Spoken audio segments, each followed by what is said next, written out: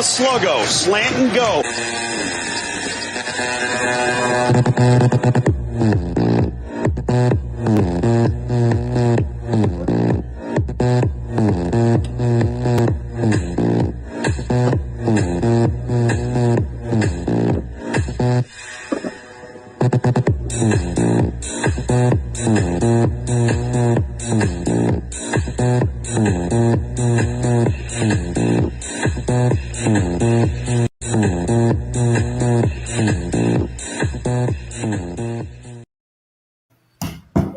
Wednesday, so that means it's Sluggo episode 68 this week. Zach came in first, so he's got the middle spot in case Susan lose, whatever. We figured you were putting Sluggo to bed, and he was giving you a hard time. You're giving me too much credit.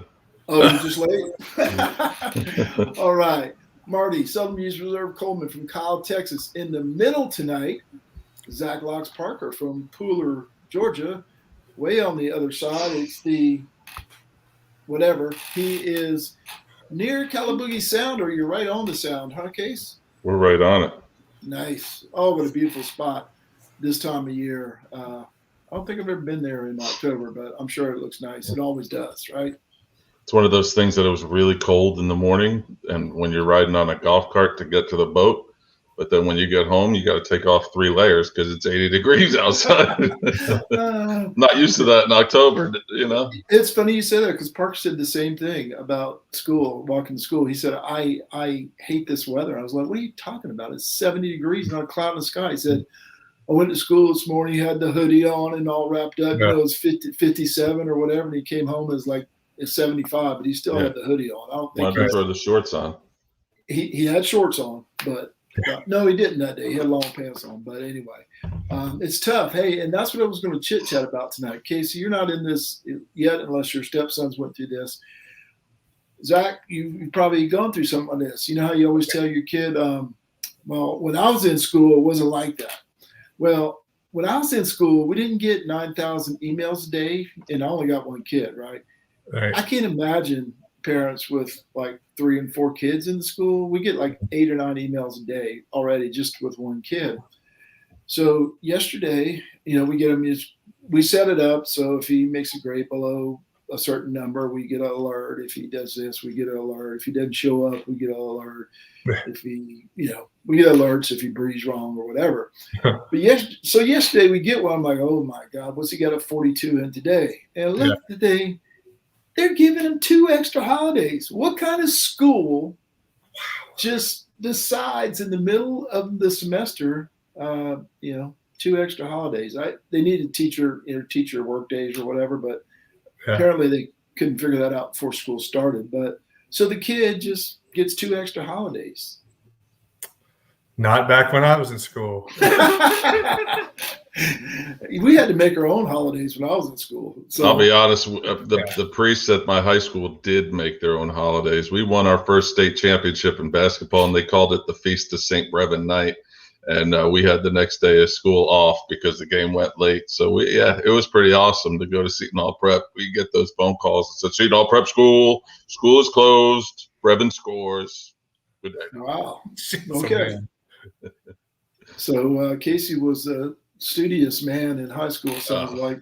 My dad worked there, and he was more excited about days off than I was. Yeah. Well, if I had to hang around 7,000 teenagers, I'd be excited about days off too. Casey, good news. I got the comments back up. Both of my computers are working this week.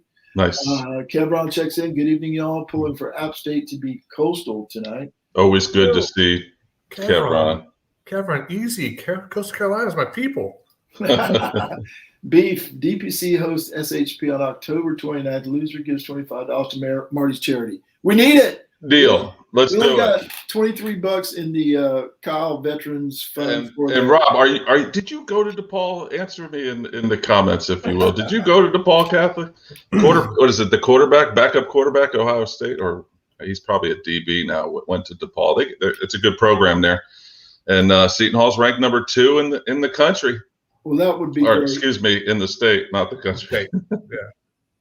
and he answered, but he didn't answer your question. He said, "Cool." I just didn't know if you went there or not. Anyway, we feed veterans, the Kyle veterans. They have a Christmas dinner, Thanksgiving dinner. I don't know, that's Christmas, and we feed those guys. He said very he's cool, very cool. 84 years old. Rob, thanks for chiming in, Rob. Penn State. Yeah. All right. Comments are flowing tonight. And I didn't tell Casey or Locks this. There's a reason why this is called Pooler Party. I don't know if any of you people out there have ever had friends on a text chain and they're talking about getting together and they don't even invite you. They just talk over you. There's a party in Pooler this weekend and I wasn't invited.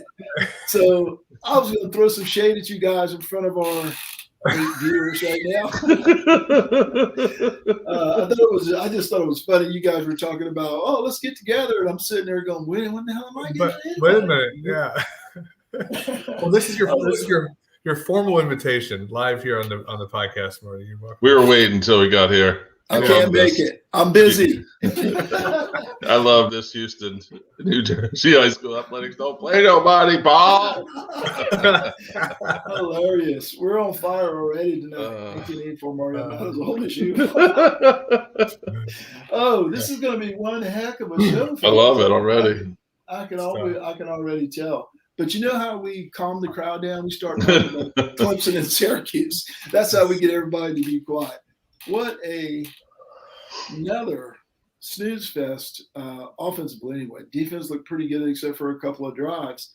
But I don't know. I haven't lost hope. So Houston, hang on. Don't curse me out in the comments. Haven't lost hope. I'm certainly pulling for Clemson. But man, DJ looks really uncomfortable, flat-footed. I think Casey mentioned that a couple of times.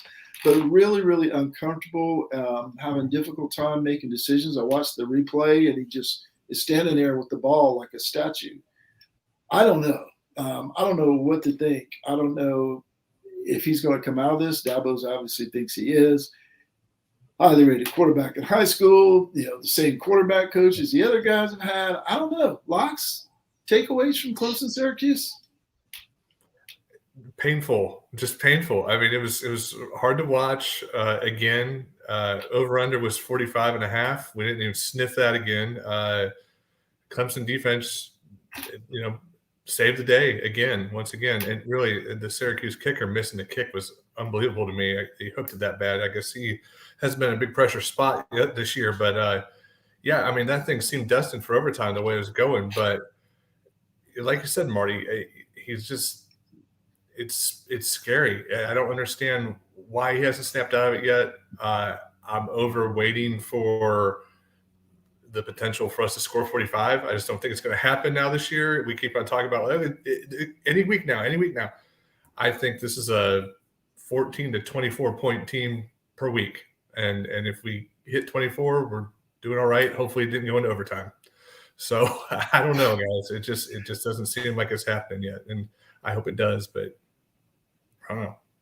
He looks, I don't know what the word is. He's stiff and slow. And, everybody talked about how he's 250. And I thought he ran fine last year. And even at times this year, he's moved well. But he's not, it's great having a 250-pound quarterback, but he doesn't move like Trevor or Deshaun, obviously. And I don't know if I should have expected that or not. I really didn't. Yeah. But I didn't expect him to stand in the pocket for an hour and a half when he has protection. Of course, a lot of times he doesn't have protection. But when he does, I watched the play today. I swear he stood there for 6 seconds and he didn't move. He stayed right in that pocket. I think he completed that pass, but I don't know. I'm not too positive on what I saw. I sent you guys the clip of a highlight on the old offensive line screen, stand still. 4 offensive linemen out there. A guy shoots right through him, makes the tackle. Not one of them laid a hand on him. All you had to do is stick a hand out, right, and knock him off balance or redirect him. That didn't happen. Beef, your takeaways from Clemson Syracuse last Friday. It's going to be funny to say this now, but I think one of the most improved units from week to week has been the offensive line. I think that they're actually being able to open up some holes for Kobe Pace and even I was going to say Ches Malusi. It's not Ches Malusi, is it? Why is the freshman name running? Anyway, the running backs have had some holes to run. The strength of this offense has been the running game. And it's also, I think, really, you've said it from the start, Marty, it's a wait and see with the wide receivers. We haven't seen anything. And Larry Williams from Tiger Illustrated today put on Twitter that same play, I think it was, another Davis Allen screen, that Joe completely whiffed, and then Justin Ross was like flat-footed and let a guy go by. So those guys didn't make the tackle, but it was bad that way too. I think the wide receivers are just not helping. And yes, are they not getting open? Is DJ indecisive? Is it a whole thing just wrapped up into one? Yeah, probably it is. I have a little bit of faith in this offensive line, and I have a tremendous amount of faith in the running game. I really do. I don't know why, but I think, like Locke said, it's a 14 to 24 point team, and if this defense can hold somebody, I don't think we're going to see it this weekend.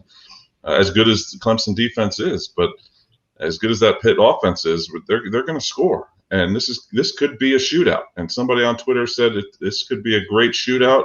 Pitt's locked and loaded, ready to go, and Clemson's locked and loaded with a bunch of starter pistol blanks.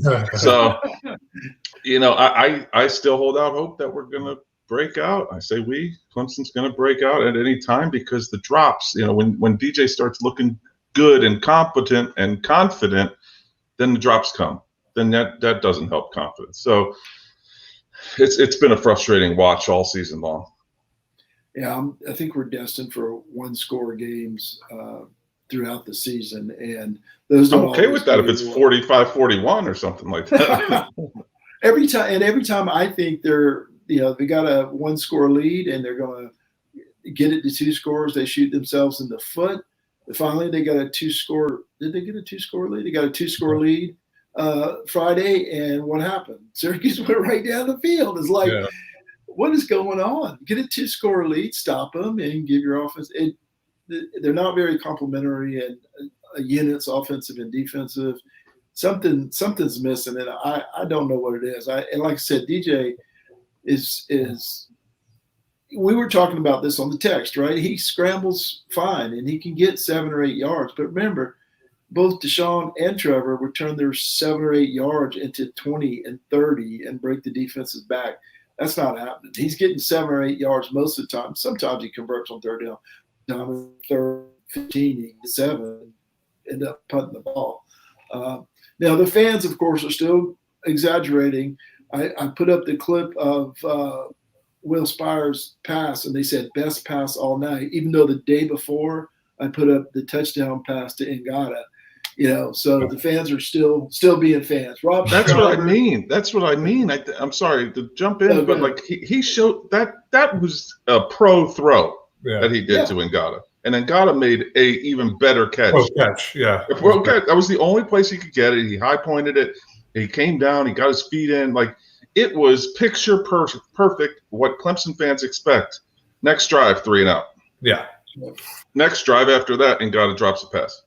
So it's like, I don't know, Frank Ladson is rubbing off on everybody. Go ahead, Mom. No problem. Rob Schreiber says, why the reluctance to run Tyson out there for a series or two? How could it be worse? Then you're going to end up with They did run him out there. Yeah, for one play. Really? Right? Yeah. And he ran off tackle to the left. That was all it was. Yeah, it'd be like Oklahoma, and then DJ would be erasing Clemson from his Instagram story like Spencer Rattler did.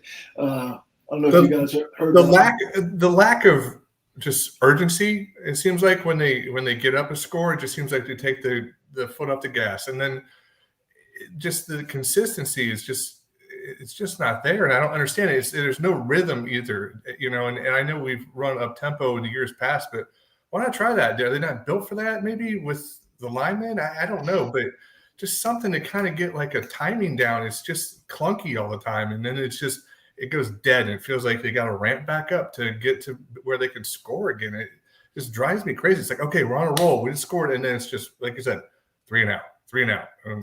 It's frustrating as it gets to watch. I think on the text. I think the depth is part of it, right? They don't want to run quickly because they got They only have 5 offensive linemen, really. They got like Right. 3.5 offensive linemen. So Yeah. Houston Burnett says the wide receivers are differences in 150 yards extra of offense, although DJ is flawed when they don't lay a hand on block. And most of all, drop TDs. To me, that's the biggest issue. I've never heard Houston say something wrong. That's a fair – I really think that's a fair comment because, quarterbacks are going to miss throws. We were spoiled, obviously, with Deshaun and Trevor. Quarterbacks are going to miss throws, but we're not asking them to make circus catches, right? Some of those hit them right in the hands and just couldn't handle it. My last thought, real quick, Marty. Sure. Nothing with me is real quick, but Clemson goes up 14-7 right before halftime. Right, they scored a touchdown to go up 14-7. They get the ball at the second half. Just mark there, and that game felt over. Just mark. I always say that. That's my phrase. I don't know why. It's like a golf phrase. Just get 3. And that game feels over. And it didn't happen. They actually sustained a drive for a little bit, and then it stalled out. More mental errors with penalties and stupid stuff like that. And hats off to Will Spires. He's been the best offensive weapon all year. Man, it has been a long time since we've seen Clemson like this. Let's talk about something that'll get us more excited. Texas lost another double-digit lead to an Oklahoma team. 2 weeks in a row, this team has come out, run all over teams from Oklahoma. Something went wrong, and they just, they have this Clemson disease. They threw a pick 6. They were going in they're up 17-3, going in for another score. Threw a pick 6. Oklahoma State ran it back 85 yards, and from that point on, I think they got outscored. I don't remember, but they got outscored like 20-3 or 20-6, something like that. Man, they are falling apart, and the natives are not happy. And I think Sarkisian's honeymoon is about over because they're talking about firing coaches, not the head coach now. The defensive coordinator's been there for 7 games, and this is their 3rd in 3 years, mind you. And they're already talking about, or the fans are talking about getting rid of him. Over in Oklahoma, TCU, there's a quarterback change, and as I said, Spencer Rattler took Oklahoma Sooners off his Instagram story, so things are happening there. There's pictures of him during the game looking disinterested and befuddled. And, of course, you could put him in the game, and he still looks befuddled. And disinterested. That's my Heisman pick, folks, or one of them. We just talked about the other one. Talk all you want about their defense. I'm still not a believer in the Oklahoma defense. Now, I did hear this week they've had some injuries in the defensive backfield, which could explain a lot. It doesn't explain why they can't tackle necessarily. Beef, any thoughts on these 2 Big 12 games? Yeah, how about Jalen Warren for Oklahoma State? Ran for nearly 200 yards, and that game was fun as well. I have nothing against Texas, just doing this thing for 68 weeks with you. I guess 67. I missed one. 67 weeks with you, and just kind of feeling I understand it because of where I am now. Of we have our rival in this state, and having lived in Greenville and obviously Clemson, like I understand it. But yeah, it's nice to see blown leads too. I like that too, and high scoring and a really good, competent running game, and that's what Mike Gundy has there at Oklahoma State. I don't have any thoughts on Oklahoma because I think they're going to be there at the end, and that's frustrating because they just need to get blown out by somebody. Well, they still got to play Iowa State, so who knows? After Iowa State, it's this weekend. Oh, do they? Is it? See, yeah. Oklahoma State. Oklahoma State. I'm sorry. Oklahoma State, Iowa State this weekend. Houston says befuddled is the new rent-free. Locks, I don't know if you had any thoughts on those Big 12 games.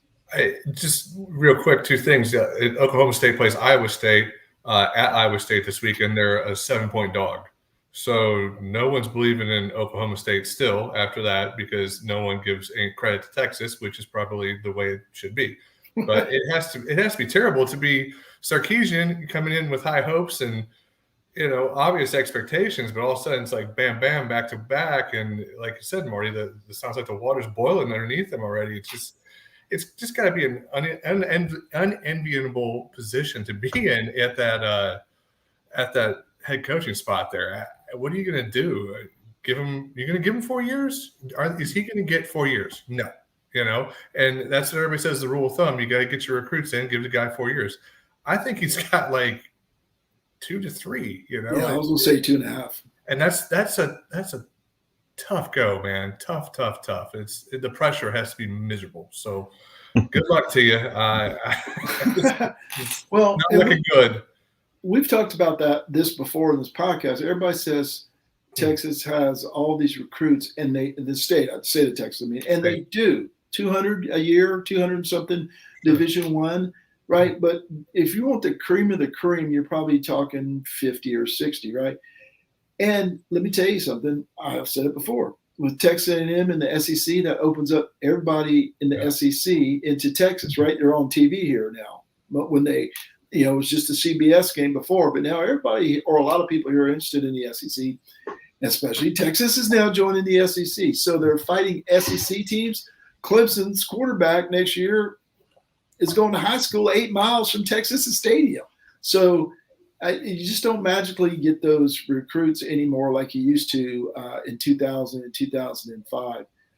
It's a whole different ball game recruiting. Kids have figured out. Look at Clemson's quarterback and wide receiver. They come from all over the place. Kids have figured out that sometimes it's better to go to somewhere other than your hometown school. Obviously, it still has a pull here in the state. I'm not trying to downplay that. The largest, university and the flagship and all that kind of stuff. So that has a pull. I'm not trying to downplay. I'm just saying kids aren't falling all over themselves like they were in the early 2000s to go to Texas. All right. Georgia and Kentucky. Yeah, pretty much what we expected. Mississippi and Tennessee, not 82 points like Zach expected. Zach, you're our SEC specialist here. What's your take on these two games? I mean, when I go to a stadium and I want to throw something on the field, I always bring a bottle of mustard or a golf ball. What mayhem that was, and that dude got the first down too. So they had a gripe, but not to condone that you should throw everything you have in your pockets onto the field. But the mustard, it just confused me. But that's tremendous. Lane Kiffin took in stride as he always does. I love Lane Kiffin. I just do. He's a riot. But got out of there with the W, and they're moving on. Georgia, Kentucky. Georgia just did Georgia things. I mean, just stomped them.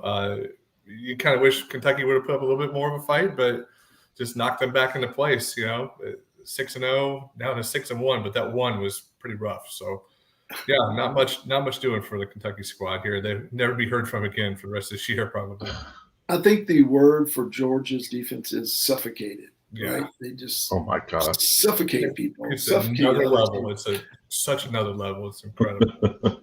Casey, your thoughts on these SEC games? Well, 2 weeks ago we were talking about Georgia and the running game and how Stetson Bennett III didn't have to do anything with his arm. Well, last week I guess Kentucky got that memo too and probably prepped for the run because Stetson Bennett threw for 250 and 3 touchdowns. So he showed that he could actually throw it, and that's scary for upcoming opponents of Georgia. Especially with that defense, you're not going to score much on them. I think they gave up their first half touchdown this year to Kentucky there in that game. They look scary. This might be the year, and I hate it because I love saying 1980. Well, when I texted you guys when Georgia scored to go up 7-0, I was like, game over. Ball game. It's done. Well, it got to 14-7, I think. Yeah. And I was like, all right, maybe. Yeah. And then very quickly it was quickly. Yeah. Houston Burnett says, I've heard the new mustard is great. Mustard is a great mixer. Oh, hilarious. We'll talk about that tomorrow night on the Chop and Beef Show. Beach Chickens 7. Beach Chickens. I love it. 7. Mountaineers nothing. So good news for Zach's second favorite team, or I don't know, it falls all behind all 14 SEC teams. So that's right. Zach's 16th favorite team. All right. A little bit of off the field news. Ed O is going to be out at the end of the year. No shock to anyone, I'm sure. Nick Rolovich decided to take a hike and sue Washington State instead of getting a shot. And speaking of suing, Jeremy Pruitt is threatening to sue Tennessee, and he threw one Rick Barnes under the bus, Casey's favorite basketball coach in history. Casey, off the field, Yes. a lot going on with college football coaches off the field for the middle of the season. Yeah, crazy that Ed Ogeron came to an agreement, which means he's going to get his paycheck for the remainder of this 7 years, at least like $1 million a year just for going away. That's pretty nice. I'll take it. How do I sign up? As far as Rolovich, he was making a statement and taking a stand, and it blew up in his face. Whatever the reasoning is, it's his business. I don't care. I'm not political at all, so I don't care. But Washington State made a stance, and that's your employer. He made a stance, and him and 12 of his buddies are out. As far as Pruitt, Sue in Tennessee, these guys just don't they make enough money? Like, what the hell are you doing? Yeah. I don't know enough about that one. So, well, basically, I just read a quick article on it, and he's saying Barnes cheated and everybody cheated. It wasn't just me, and Tennessee's corrupt, and all that kind of. I mean, shocker, right? SEC. There's somebody not playing by the rules, right? Okay. Knowing Rick Barnes, I wouldn't. That wouldn't shock me either. I mean, I don't know that he actually cheats, but it wouldn't shock you. Yeah. It's sure. No, not at all. Me either. And now, guys, it is time. I never can find this. There we go. We need a new producer. It's our Here we first go. show. It's that time. After 168, I'll have down. I don't think you could have done any worse if you tried. Well, I take that as a victory. These guys aren't doing research, so why should I? Beef, you stink the most. A true believer in what they're doing in North Carolina. That's why I'm picking Virginia Tech, Tennessee. I love Spencer Rattler. I agree with Marty. I don't like this. Look, you smell it, the backdoor cover. All right, guys. Over the last 2 weeks, as a group, we are 13-5. Casey was only 1-2 last week, record-wise, but a huge bet on Alabama paid off. Look at that, 1,339 and a quarter Sluggo bucks. Now, I want to give Casey credit here, and this is something What? I never thought I would do. Is Casey corrected my math? I never thought I'd say those words, and I don't think they've ever been said. Look at Zach. He roomed with him for 16 years at Clemson. He never said it. Oh, I would have never known, Marty. So I just asked. Yeah, I I had a lot of tequila in me. not a math guy. and that's the problem. But Casey corrected my math. So here's the standings. I went back and redid every game, and it didn't matter a lot some weeks, right? But as I told Casey, my anal self cannot let it go. Once I figured I did something wrong, I couldn't let it go. But all that said, overall, Locks is 12-9, Casey's 10-10-1, and I'm 14-7. I had a good 3-0 week. Casey was 1-2, as I mentioned, and Locks was 2-1. But these 2 weeks, fellas, we are 13-5 over the last 2 weeks. Now, my week was so good that I recorded a little speech because, I was 5-1 over the week, right? So I recorded a little speech, and I wanted to tell you guys, explain heartfelt, from my heart. Let me guess. Always is. Heartfelt, how I was able to do this the last 2 weeks. Today, I consider myself the luckiest man on the face of the earth. The luckiest man on the face of the earth is right here, because I had no clue, and I certainly don't feel good. Zach and I were talking, Casey, before you got on. I do not feel good, or I didn't feel real good about these picks. Yeah. I listened to Stanford Steve and the Bear picked against all three of my picks, so I'm feeling a little bit better right now. I'm feeling a little bit better because that dude, I don't know. He picked a game one day on game day and he got it right. And now everybody thinks he's a god, and he's got like 9 shows and he's giving picks in Vegas and whatever. And he's horrible. Okay. We should call him Locks. Yeah. As we were, for the folks out there, we were wondering on our text chain how Locks got the name Locks and how he keeps the name Locks. So here we go. This week's picks. I'll go first. I'm not scared. I'm going to take Wake -3, -114. They're playing at Army. This is the one that Bear, not Beef, Bear has said, watch out. He likes Army on the field, I believe, and he certainly likes them +3. Army's 4-2. It could happen. I could lose this game. Maybe it's a close game. I think Wake is a really well-coached team. Yeah. And until they lose, that's kind of my theme this week. Until something changes, I'm going to go with the teams that are winning every week.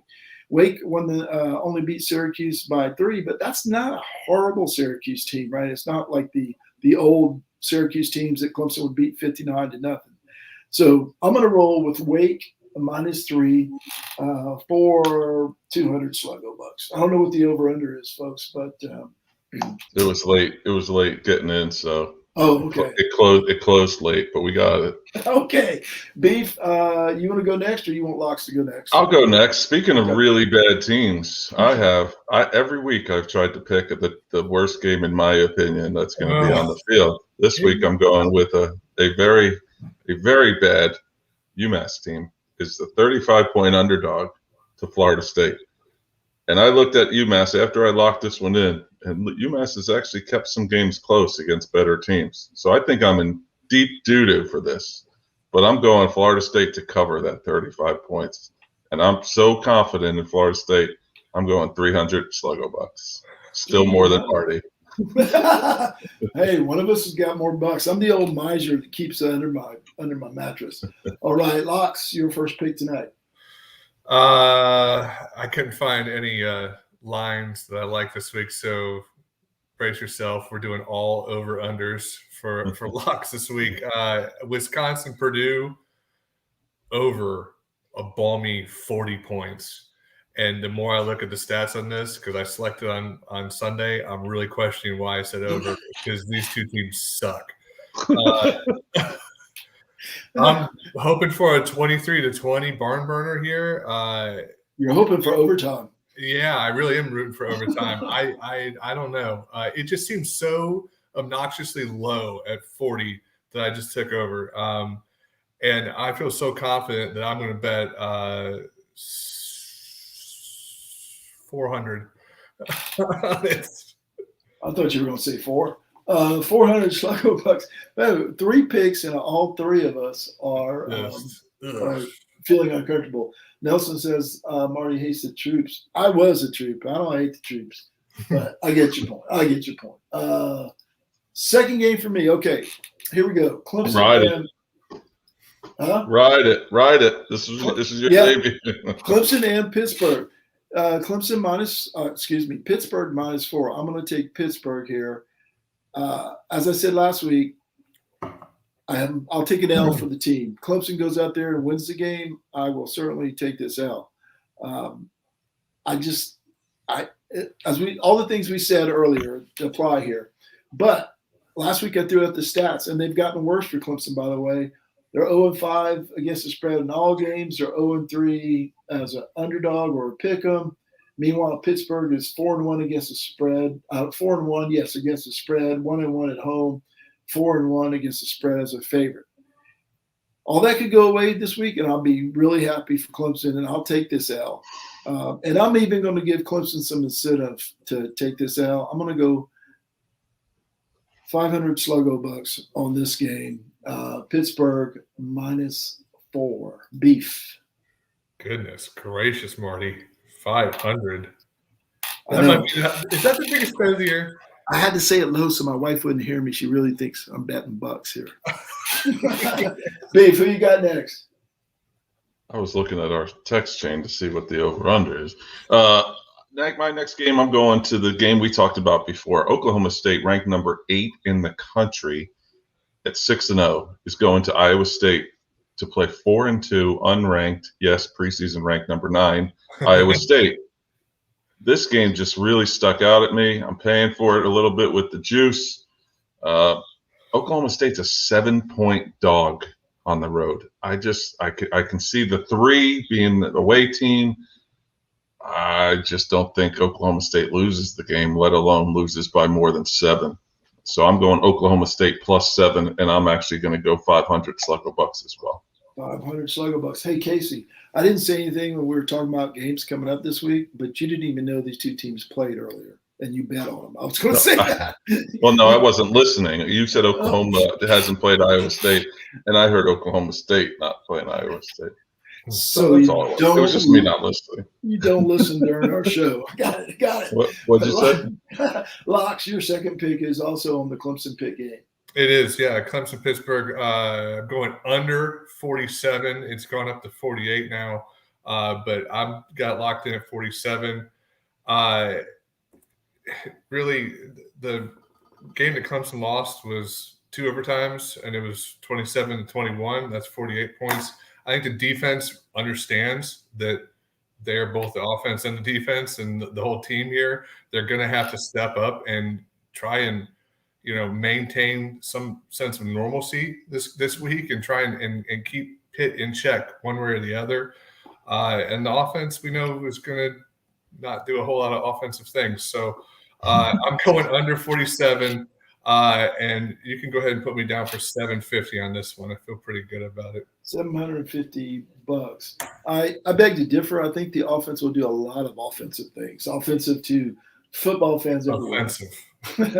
My third pick, and again, if you guys have been paying attention to, apparently Beef has not, but if anybody out there has been paying attention to my picks, I've ridden 3 teams this year: Michigan State, Clemson to the negative, and Miami to the negative. And it served me well. I'm 14-7 so far. And until something changes, I'm not going to bet against those teams or for them, as the case may be. North Carolina State is giving 2.5 at Miami. Manny Diaz is on the ropes. This could very well work in his favor, or they could have just given up. I don't know. But history of Miami, history of Manny Diaz. Did you see Manny Diaz after the game with Mac Brown? He wanted nothing to do with that guy. But Manny's on the hot seat too. That's one thing Bear said. He said, I don't know if there's a coaching change. There might be. It might not be. That means there's going to be a coaching change in Miami. So that team's either going to rally, come out big, and upset NC State. The 2.5 points is not much for a really good NC State team versus a up and down Miami team. There's going to be at least 30 people in the stands in South Florida on Saturday. I'm going with NC State. I'm feeling pretty good. Let's see. I don't know where the over-under at with you guys. I'm going to go 72, so that's 700. Oh, 700. Negative 25. No, I'm going to go 300 Sluggo bucks. Oof. Don't feel good about any of these bets these weeks. All right. Beef, your third and final. Spoiler alert, the over hit. Man, you guys think I'm cheap. Oh, yeah. Well, I set it pretty high. Locks actually lowered it for me, but I set it at 850, and he still hit it the over. So, anyway. Goodness. Marty is killing it. You're 1-2 against the spread. Alabama this is mine. I'm going to ride them, although it's a little less. It's a little more risky because their numbers tend to be a lot higher. I just think that they own Tennessee and have. I think I heard somebody say the last time somebody in this world, or nobody could ever say on Twitter that Tennessee beat Alabama, because Twitter didn't exist the last time Tennessee beat Alabama. I believe it was in 2000. This number is pretty high. It's 24.5 points, but I just think Alabama's just scorched earth the rest of the season. I don't think Tennessee has much of a defense, as we kind of saw last week. Yeah, they make plays at times. They have some athletes. I just think Alabama's just way too good. 91.2% on the FPI indicator as to who's going to win. I think they're going to win and win big, probably by 30 points. I say Alabama minus 24.5, and I'm so confident I'm going to go 500. Now, this is where you made your bucks last week, betting $1,000 on Alabama. Yeah, that number's too high right now. So if it was like 17, I would absolutely have doubled up. Nelson's wondering why Locks didn't bet on Coastal this week. Can't answer Locks. You have another game. I do have another game, but I thought about Coastal game a lot. But if they were at home, I was going to bet it. I'm a little iffy with this away game, and it was only I think it was 4.5 point spread when it was time to lock it in. I just couldn't do it. So instead, I went to the SEC. Shocker. Texas A&M versus your South Carolina Gamecocks. At A&M, over-under was set at 45 is where I locked in at. I'm taking the over. I think that A&M is kind of a little bit of a roll here. Scored 35 versus Missouri last week, roughly the same competition as playing your Gamecocks. And I think the Gamecocks are going to score a little bit too, maybe 10, 13 points. And I think being at home, A&M, like in a conference game here, I think the over hits without a problem. So much so that I'm going to bet 1,000 on it. Whoa! Somebody's trying to make a comeback. Coming back, baby. Somebody's in last place with the Sluggo Bucks. All right, let's recap here. Marty, Wake -3 for 200 Sluggo Bucks. Clemson at Pitt. Pitt -4. That's my big bet of the week, as sad as that is. 500 Sluggo Bucks. Prove me wrong, Clemson. I'll donate the Sluggo Bucks. NC State -2.5 at Miami. That's 300 Sluggo Bucks. Beef, Florida State -35. 300 Sluggo Bucks. I just can't. Florida State. Oh, Oklahoma State +7, 500 Sluggo Bucks. I love this bet, Beef. I think you're onto something there. You know how I feel about Iowa State. And Alabama -24.5, 500 Sluggo Bucks. Locks, Wisconsin, Purdue over 40, even though he doesn't think it's going to happen, for 400 Sluggo Bucks. Pitt and Clemson under 47. I think that's a good bet. I've seen some scores in the 20s for both teams there, and the Pitt, Clemson, the prognostications, algorithms, not humans, algorithms that spit out these scores, 22, 20, 23, 21, in that range. I've seen nothing over 47. I think you're in good shape, even if Clemson wins. Texas A&M, whatever that means, Texas A&M and South Carolina over 45. Have you seen these algorithms? Because this is $1,000. What are these algorithms like? I've seen, like I said, 23 to 21, 21 to 20, but no, I haven't seen those algorithms. Texas A&M, South Carolina, over 45 for 1,000 Sluggo Bucks. I will be paying attention to that game because I would never have done it before. You bet 1,000 on it. All right. Chopping beef tomorrow night, Casey. Is there or is there not a beef? It is. It should be. Should be. The topic list is extensive. Again, we've poured over it, the three of us. And by poured over it, I mean the tequila shots at the bar the other day. Yeah, we'll have a chopping beef tomorrow.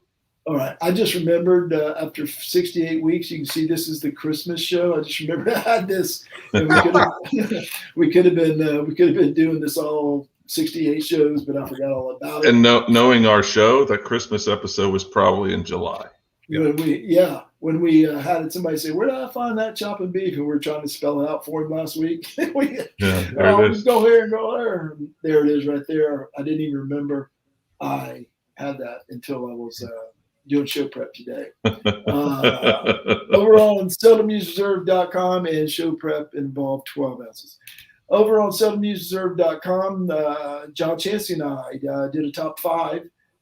Very close in the top 5s, different order, maybe a different team here and there. It's just fun to do because we do them independently and see where each of us stands. Casey had his 2 cents. I found myself in 3 or 4 of those guys at times, sometimes more than others.